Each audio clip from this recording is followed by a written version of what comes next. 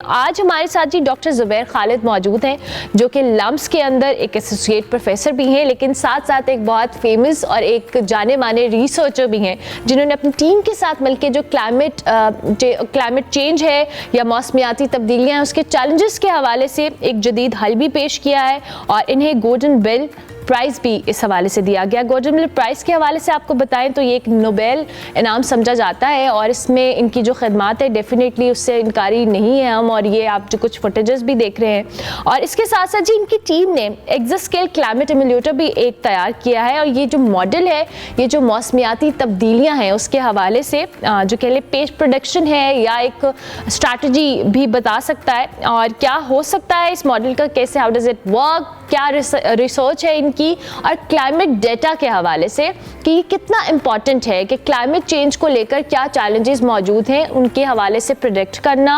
Solutions तलाश करना और साथ साथ जो डेटा है वो कितना इम्पॉर्टेंट होता है। डॉक्टर ज़ुबैर को हम खुश आमदीद कहेंगे। अस्सलाम वालेकुम sir, thank you very much. कैसे हैं आप? वालेकुम अस्सलाम, thank you very much Mala for inviting me this show. Thank you very much for joining sir. हम क्लाइमेट चेंज की हमेशा बात करते हैं कि बहुत सारे चैलेंजेस हैं। Pakistan is one of those countries जो सबसे ज़्यादा जिस पे इम्पैक्ट है और हम शायद कंट्रीब्यूट उस तरह से नहीं करें। मैं सबसे पहले क्लाइमेट डेटा के हवाले से बात करना चाहूँगी। आप चूँकि इस हवाले से रिसर्च भी कर रहे हैं, आपका काम भी है, क्लाइमेट डेटा की क्या इम्पोर्टेंस है? Thank you very much, Mala, for this wonderful question.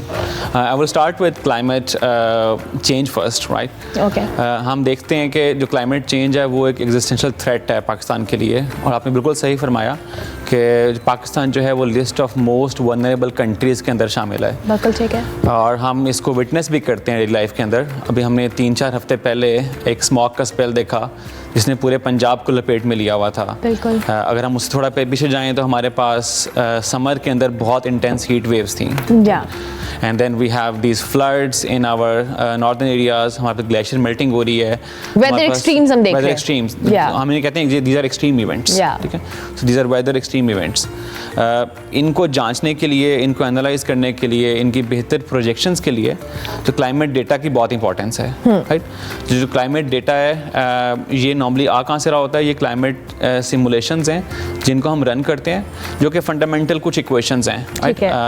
हम एक वेदर है, फिर हमारे पास क्लाइमेट है। जो क्लाइमेट के मॉडल्स होते हैं वो बहुत कॉम्प्लेक्स होते हैं, and when we run these equations तो हमारे बहुत ज़्यादा कंप्यूट पावर चाहिए उन डेटा को जनरेट करने के लिए, और उसके साथ साथ हमें इस डेटा को स्टोर करने के लिए भी we need a lot of storage as well. So we had these two issues which we tried to address in our work.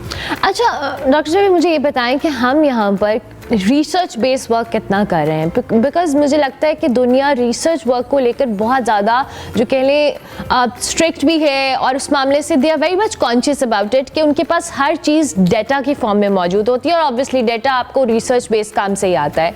हमारे यहाँ unfortunately what I have observed, या जितने आप जैसे काबिल लोगों से मैं बात करती हूँ, हम हमेशा स्ट्रगल करते हैं रिसर्च बेस्ड वर्क को लेकर, और क्लाइमेट एज यू सेड कि it's all about data and research. जी, हम एट लम्स हम कोशिश करते हैं कि हम एक फंडामेंटल रिसर्च करें और फाउंडेशनल किस्म का काम करें, ठीक है। जिसकी जो एप्लीकेशंस हैं वो डिफरेंट एरियाज़ के अंदर हो सकती हैं। यानी मिसाल के तौर पर हम एक सेंटर रन करते हैं लम्स के अंदर जिसे हम कहते हैं center for urban informatics technology and policy, which we call city at LUMS. उस सेंटर के अंदर हम डेटा और AI को यूज़ करते हुए कैसे हम शहरी मसाइल हल कर सकते हैं उन पे हम काम कर रहे हैं। मिसाल के तौर पे हम 1122 के साथ भी हम काम कर रहे होते हैं। हम लाहौर वेस्ट मैनेजमेंट कंपनी साफ सुथरा लाहौर के साथ काम कर रहे होते हैं। So we are working with planning and development department these days Punjab के साथ, और फिर NDMA के साथ काम कर रहे होते हैं कि हम कैसे हम कोलैबोरेशन के थ्रू कर सकते हैं। एक तो हम फंडामेंटल रिसर्च कर रहे हैं और उस रिसर्च का हम फ़ायदा कैसे पहुंचा सकते हैं, कंट्रीब्यूट कर सकते हैं सोसाइटी में, हम उसके ऊपर भी काम कर रहे हैं। ज़बरदस्त। आई एम सो ग्लैड कि आप लम्स के अंदर इस तरह का काम हो रहा है। बहुत सारी यूनिवर्सिटीज़ हैं लेकिन कर रही हैं। डोंट यू थिंक, मैं इस सवाल को आगे से थोड़ा सा लूँगी कि हमें मज़ीद रिसर्च पे काम करना है? ये सिर्फ लम्स की बात नहीं है, किसी और इंस्टीट्यूट की बात नहीं है, हमें इस तरह के सेंटर्स डेवलप करने की ज़रूरत है। एंड सेकेंडली मैं ज़रूर चाहूँगी एक्सोस्केल स्केल क्लाइमेट एमुलेटर के हवाले से भी आप ज़रूर बताएं।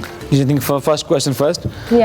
Indeed, we need to build an ecosystem of research and collaboration in Pakistan, जिसमें हमारे पास जो multiple stakeholders हैं, हमारे पास government है, हमारे पास academia है, and then we have industry. So we'll have to build a nexus of these three so that we can promote research for further. Okay. And about the second project, Exascale Climate Emulator. So first I will talk about climate emulator होता क्या है. बिल्कुल ठीक है. जैसे मैंने पहले बताया कि क्लाइमेट डेटा की बहुत अहमियत है और वो जनरेट होता है सिमुलेशंस के साथ, राइट? तो हमने कहा कि क्या हम ऐसा टूल बना सकते हैं जो कि क्लाइमेट डेटा जनरेट करे और क्लाइमेट डेटा को इस तरह जनरेट करे कि वो दोनों मसाइल हल हो जाएं, कंप्यूट पावर का मसला भी और आपके पास स्टोरेज का मसला भी। तो this emulator is a smart tool that can generate climate data जो कि बिल्कुल कंसिस्टेंट होता है क्लाइमेट सिमुलेशंस के साथ, और ये on demand generator data generate कर सकता है। इट मींस कि you don't need to store the data. Oh lovely lovely. अच्छा, हम जिस तरह से डिज़ास्टर्स के हवाले से भी आपने बात की कि नेचुरल डिज़ास्टर्स हैं और वेदर एक्सट्रीम इवेंट्स भी हम देख रहे हैं। हमें हर साल पता है कि बारिशें होनी हैं और विद टाइम हर गुजरते साल में ये एक्सट्रीम हो रही हैं। हमें हर चीज़ काफ़ी हद तक प्रिडिक्टेबल भी है, लेकिन ज़ाहिर है एक ये चीज़ है जिसको आप उस तरह से एक्यूरेटली प्रिडिक्ट भी नहीं कर सकते। How can we do about it कि हम इस डिज़ास्टर्स को प्रिडिक्ट करें और उस पर प्रिकॉशनरी मेजर्स जितना मैक्सिमम हो ले सकें, जिसमें हर इदारे का रोल है और सबसे इम्पॉर्टेंट रिसर्च और डाटा की इम्पोर्टेंस है। जी बिल्कुल। आई थिंक इस डेटा को यूज़ करते हुए हम अपनी प्रेडिक्शंस को, अपनी फोरकास्ट को और डिफरेंट क्लाइमेट सिनेरियोज़ को यानी बेहतर तरीके से प्रेडिक्ट कर सकते हैं। आपने बिल्कुल सही कहा कि प्रेडिक्शन की बहुत इंपॉर्टेंस है। If we can predict accurately and timely, so then we can have these mitigation and adaptation strategies for this climate resilience. बिल्कुल। अच्छा, कितना काम आप लोगों का अभी तक है? और जाहिर है हम नेचुरल डिज़ास्टर्स की बात करें, सैलाब है, तूफ़ान है, दुनिया भर के अंदर इवन हम ऐसे ममालिक जहाँ पे ये वेदर कंडीशंस बहुत कॉमन हैं कि हर साल या जैसे वेदर चेंज होता है, हम इंडोनेशिया की बात करें, दीगर ममालिक के, they have data, they have precautionary measures, वो अनाउंसमेंट्स कर देते हैं कोई भी ऐसी चीज़ आती है। हमारे यहाँ हम उन इलाकों में स्पेसिफिकली जहाँ पे खतरात हैं, किस तरह से चीज़ों को या एक इकोसिस्टम को बिल्ड करके प्रिडिक्ट तो एटलीस्ट कर सकते हैं कि इस पे हम एहतियाती तदाबीर इख्तियार कर लें? Very good question. हम हमारे जो वनरेबल इलाके हैं, सबसे पहले हम उन्हें आइडेंटिफाई करें कि हमारे पास कौन कौन से ऐसे रीजन्स हैं जो कि ज़्यादा वनरेबल हैं to climate change. For example, कहाँ पे फ्लड्स के ज़्यादा ख़तरात हैं, कहाँ पे हीट वेव ज़्यादा इम्पैक्ट कर सकती है, और फिर इस हीट वेव का या फ्लड्स का, डिज़ास्टर्स का इम्पैक्ट क्या है। एक सोशल एंगल भी है, फिर एक इकोनॉमिक एंगल भी है, right? Because these floods and these events can have an impact on infrastructure, right? So बच्चों का स्कूल इम्पैक्ट होता है, हमारी जो सेहत के जो हमारे पास मराकज़ हैं वो इम्पैक्ट होते हैं। So we need to identify the vulnerable parts that are more vulnerable to climate so that we can have better measures. Exactly. अच्छा, ग्लेशियर्स के हवाले से भी हमने देखा है विद ईच पासिंग ईयर या हम टाइम के साथ साथ ग्लेशियर्स पिघलने बहुत ज़्यादा शुरू हो गए हैं और उसकी वजह से एक्सट्रीम कंडीशंस भी हम देख रहे हैं। क्या हम इस सारे सिस्टम में इन सारी चीज़ों को भी मुहैया कर सकते हैं?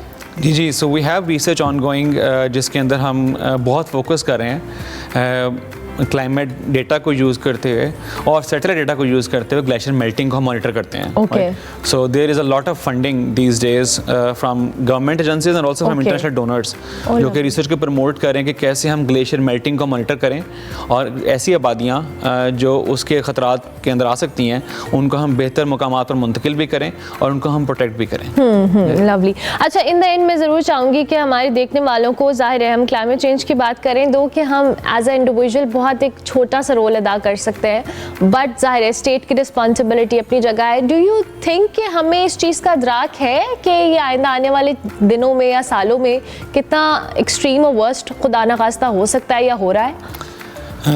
हमें शायद मुझे नहीं पता कि हमें एहसास है कि नहीं है, लेकिन हमें इस एहसास को उजागर करने की ज़रूरत है। आई थिंक हमारे पास जो न्यूज़ हैं, जो चैनल्स हैं, जो मीडिया है और जो हम रिसर्चर्स हैं, गवर्नमेंट है, and they should all work together to create an awareness campaign. देखिए, एक तो मिटिगेशन है, राइट? फिर एक अडेप्टेशन है, adaptation to something which we cannot change. Exactly. Thank you very much, Dr. Zubair. बहुत शुक्रिया।